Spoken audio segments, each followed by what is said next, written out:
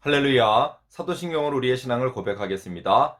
나는 전능하신 아버지 하나님 천지의 창조주를 믿습니다. 나는 그의 유일하신 아들 우리 주 예수 그리스도를 믿습니다. 그는 성령으로 잉태되어 동정녀 마리아에게서 나시고 본디오 빌라도에게 고난을 받아 십자가에 못 박혀 죽으시고 장사된 지 사흘 만에 죽은 자 가운데서 다시 살아나셨으며 하늘에 오르시어 전능하신 아버지 하나님 우편에 앉아 계시다가 거기로부터 살아있는 자와 죽은 자를 심판하러 오십니다. 나는 성령을 믿으며 거룩한 공교회와 성도의 교제와 죄를 용서받는 것과 몸의 부활과 영생을 믿습니다. 아멘.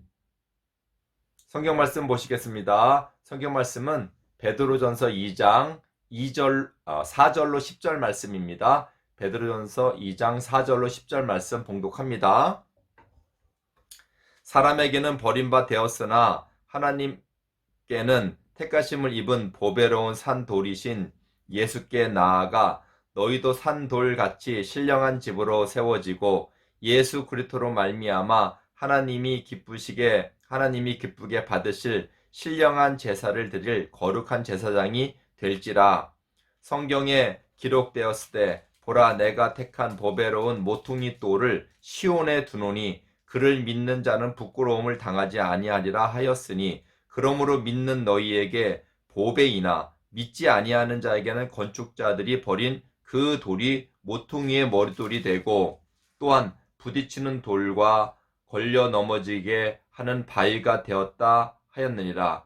그들이 그 말씀을 순종하지 아니하므로 넘어지나니 이는 그들을 이렇게 정하신 것이라. 그러나 너희는 택하신 족속이요 왕같은 제사장들이요 거룩한 나라요 그의 소유가 된 백성이니 이는 너희를 어두운 데서 불러내어 그의 기이한 빛에 들어가게 하신 이의 아름다운 덕을 선포하게 하려 하심이라. 너희가 전에는 백성이 아니더니 이제는 하나님의 백성이요 전에는 긍휼을 얻지 못하였더니 이제는 긍휼을 얻은 자니라. 아멘. 할렐루야. 반갑습니다. 오늘 말씀은 우리 믿는 사람들이 과연 누구인가, 우리 정체가 뭔가, 정체성에 대한 말씀이에요. 여러분은 누구죠? 여러분 정체가 누구예요? 일단 한국 사람이고요. 대한민국에 살고, 그리고 어디 학교 다니고, 그리고 누구누구네 집, 아버지, 어머니의 아들이고, 뭐 이런 거 있잖아요. 그게 이제 우리의 일단 기본적인 정체가 되는 겁니다. 우리가 누구인가? 우리는 예수님을 믿으니까 하나님의 자녀입니다. 자, 하나님의 자녀이기 때문에 우리는 이 땅에 어떠한 그런 자녀다운 삶을 살아야 되는가를 말씀하고 있어요. 그쵸? 여러분, 우리가, 예를 들어서 뭐, 학생이면은 뭘 하는 사람이요? 공부하는 사람이고, 또, 이렇게 직장 다니시는 분들은 일을 하는 사람들이고, 뭐 이런 거 있잖아요. 또, 운동선수면 당연히 운동을 해야죠. 그게 우리의 이제 정체성이라 그래요. 그런 것을. 자, 우리는 어떠한 정체를 가졌고, 어떠한 삶을 살아가야 하는가를 오늘 말씀하고 있습니다. 자, 오늘 말씀 보시면 우리 한 구절 한 구절을 보면서 우리가 말씀을 나누도록 합시다. 사람에게는 버림바 되었으나 하나님에게는 택하심을 입은 보배로운 산돌이신 예수께 나아가. 사람들은 예수님을 모르고 예수님을 십자가에 못 박았죠. 이걸 버렸다 그럽니다. 그러나 하나님에게는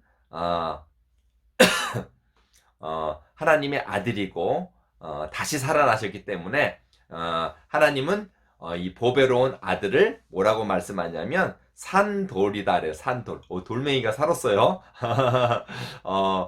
이 산돌이라는 건 이제 그 깊은 의미가 있어요. 이제 조금 이제 말씀 나누면서 우리 알아갑시다. 산돌이신 예수께 나아가 너희도 산돌같이 신령한 집으로 세워지고.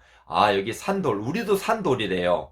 그렇죠. 예수님을 믿으니까 예수님이 산돌이면 우리도 살아있는 돌이라 이거예요. 근데 왜 돌에다 비유했냐면, 여러분 집을 짓 때 그쪽 나라들은 이제 집을 돌로 져요. 우리는 뭐 나중에 초가집도 짓고 그러는데, 나무로도 짓고 그러는데 돌로 집을 져요. 근데 우리가 집을 세워진다라는 게 바로 온전한 믿음의 사람으로 세워진다라는 거예요. 우리가 집을 짓고 살아가는 거예요. 어떻게 보면 믿음의 집이죠. 믿음의 집.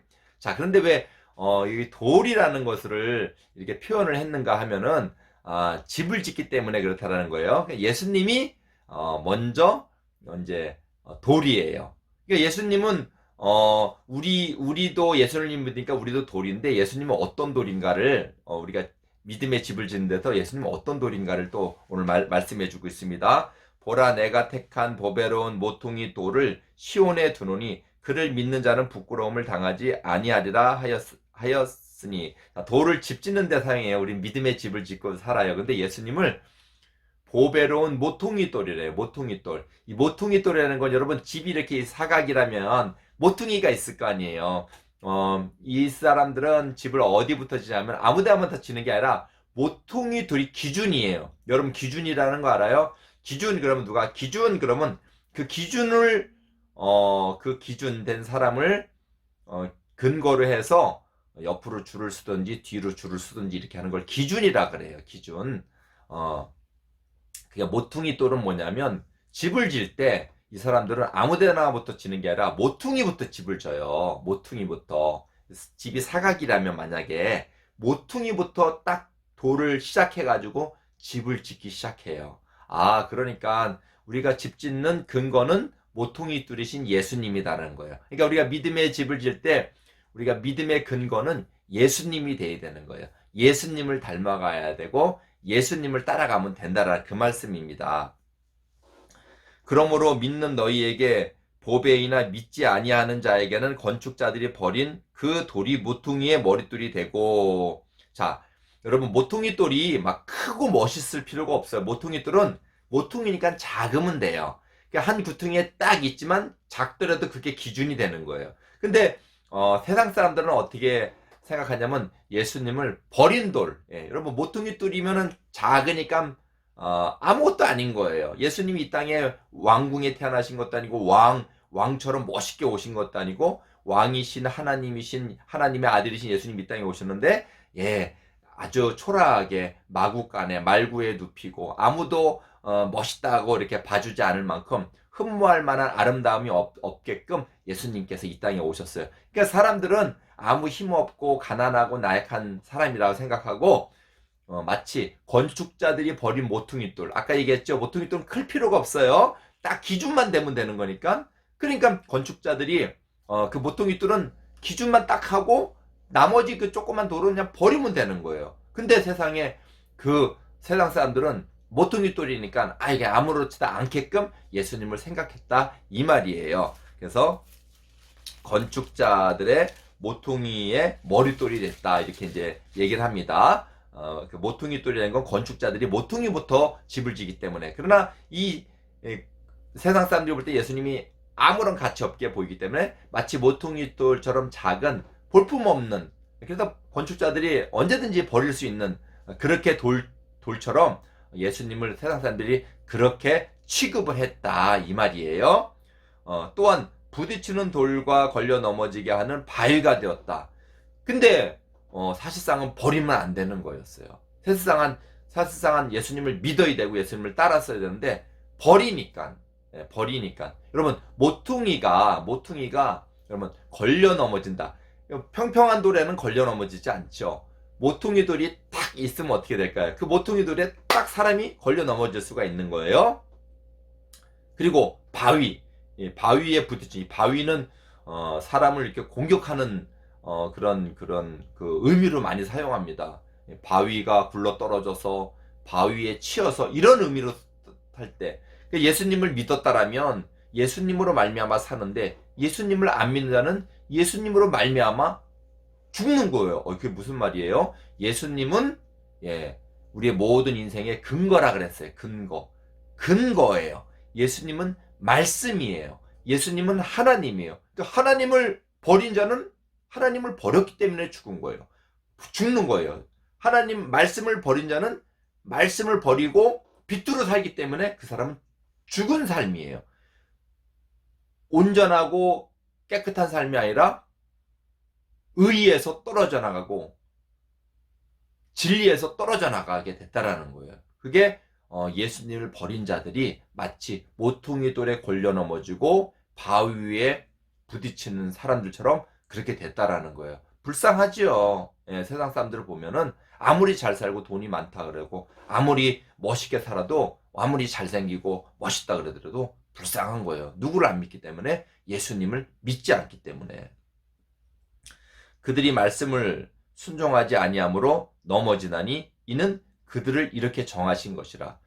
정말 그들이 안 좋은 길로 갈 수밖에 없는 그런 삶이라는 거예요. 그들이 악하기 때문에 완악하기 때문에 아무리 말을 해도 듣질 않아요.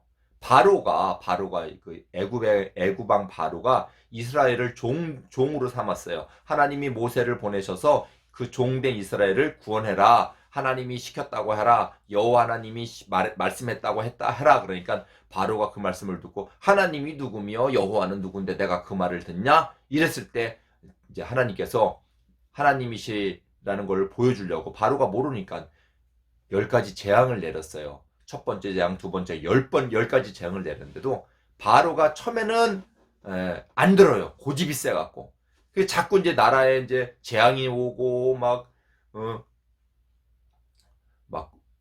병이 생기고 막 핏물이 되고 이런 하늘에서 막 부르박이 막 떨어지고 막 그러니까 무서워가지고 말 듣는 척 하다가 또 안 듣고 결국 그게 왜 그런 거냐면 완악하고 마음이 고집이 있어서 그래. 강팍해서. 여러분은 그러지 맙시다. 하나님 말씀에 이렇게 하라 그러면 여러분 예 알겠습니다. 내가 그렇게 하겠습니다. 서로 사랑하라. 서로 이해하라. 서로 용서하라. 그러면 네 알겠습니다 하고 또 사랑하지 못할 때가 있잖아요. 우리가 죄의 버릇이 있어서. 그럼 다시 한번 또 하나님 앞에 죄송합니다 하고 다시 한번 내가 사랑하려고 또 용서하려고 이렇게 살아가는 거예요. 할렐루야. 우린 그렇게 해서 항상 예수님 말씀에 순복하는 자들이 되길 바랍니다. 그래서 뭐라 그러냐면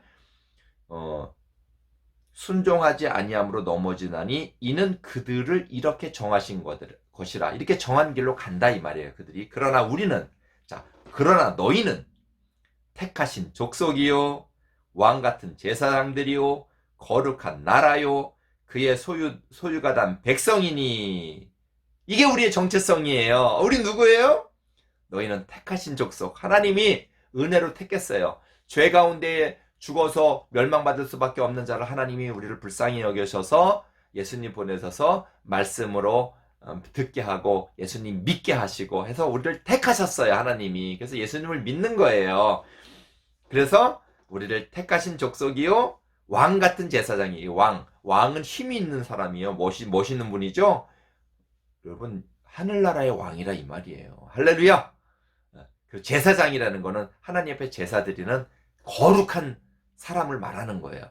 왕 같은 멋있고 거룩하다는 거예요. 왜요? 예수님이 죄를 깨끗하게 씻어주셨기 때문에. 할렐루야.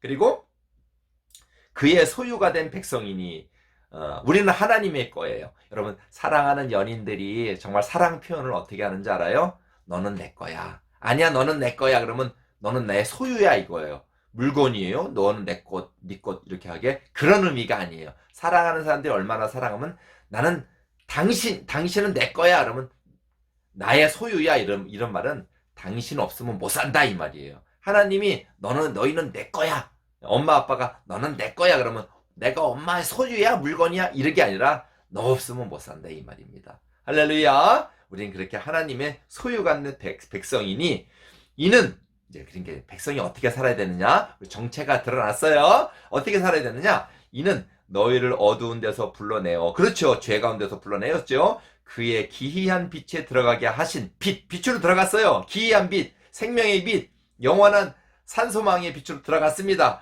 그의 빛에 들어가게 하신 이에 아름다운 덕을 선포하게 하려 하심이라. 하나님 아름답죠. 하나님 사랑 많으시죠. 하나님 거룩하시죠. 이 좋은 것들을 선포하게 하려고 우리를 통하여서 너희는 세상의 빛이라 너희 빛을 비춰서 세상 많은 사람들이 하나님께 영광 돌리게 하라 이런 말씀이 있어요. 우리를 빛의 자녀이기 때문에 빛이에요. 이런 좋은 거룩하고 아름답고 사랑스러움을 세상에 표현하는 거예요. 예수님을 믿으라고 하고 예수님의 모습을 담고 그래서 성경 말씀에는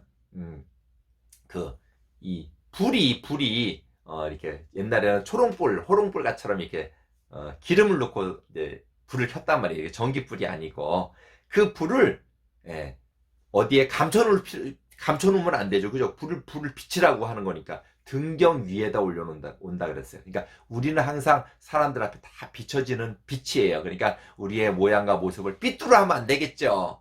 예, 나쁘게 하면 안 되겠죠. 그래서 우리의 모든 모양과 모습을 통하여서 예수님이 증거되고 선포되는 그런 복된 삶이 되기를 주님 여러분 축원드립니다.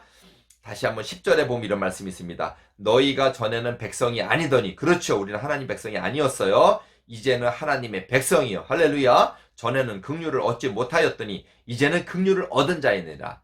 전에는 예수님을 믿었다는 거, 하나님이 우리를 불쌍히 여겼다는 거예요. 긍휼히 여겼다는 거는 불쌍히 여기셨다는 거야. 우리를 불쌍히 여기시고 우리 죽은 죄인을 하나님께서 불쌍히 여기시고 다시 예수 믿고 살려내신 거예요. 이렇게 우리가 예수님을 믿고 하나님의 백성이 됐으니 하나님의 그런 아름답고 거룩하고 그런 좋은 덕스러운 모습을 열심히 선포하고 전하고 표현하고 실천하는 우리 모두가 되길 주님으로 축원드립니다. 기도하겠습니다. 사랑 많으신 아버지 하나님, 오늘은 우리의 정체성에 대해서 말씀을 나눴습니다. 우리는 택하신 족속이요, 왕같은 제사장이요, 거룩한 백성이요, 또 하나님 소유된 자라고 이렇게 했습니다. 하나님, 우리가 얼마나 복된 자인가를 오늘 말씀하고, 하나님이 우리를 이렇게 택하신 것은 우리로 하여금 저 영광 가운데 살게 하여 주시고 영원한 하늘나라에서 살게 하여 주십니다. 그리고 이 땅에는 우리가 빛으로서 이 아름답고 거룩하고 좋은 것들, 우리 좋은 예수님의 모습을 잘 전하고 선포하고 표현하여야 하겠습니다. 다 우리가 이렇게 아름다운 덕을 잘 선포하는 사람으로 살 수 있도록 인도하여 주시옵소서. 감사하며 예수님의 이름으로 기도드립니다. 아멘. 주님과 진기도를 예배를 마치겠습니다. 하늘에 계신 우리 아버지의 이름을 거룩하게 하시며 아버지의 나라가 오게 하시며 아버지의 뜻이 하늘에서 같이 땅에서도 이루어지게 하소서. 오늘 우리에게 일용할 양식을 주시고 우리가 우리에게 잘못한 사람을 용서하여 준 것 같이 우리 죄를 용서하여 주시고 우리를 시험에 빠지지 않게 하시고 악에서 구하소서. 나라와 권능과 영광이 영원히 아버지의 것입니다. 아멘. 할렐루야. 여러분 한 주간도 우리 하나님의 백성으로서 아름다운 덕을 세상 사람들 앞에 친구에게 또 잘 전하는 여러분 되길 바랍니다. 안녕.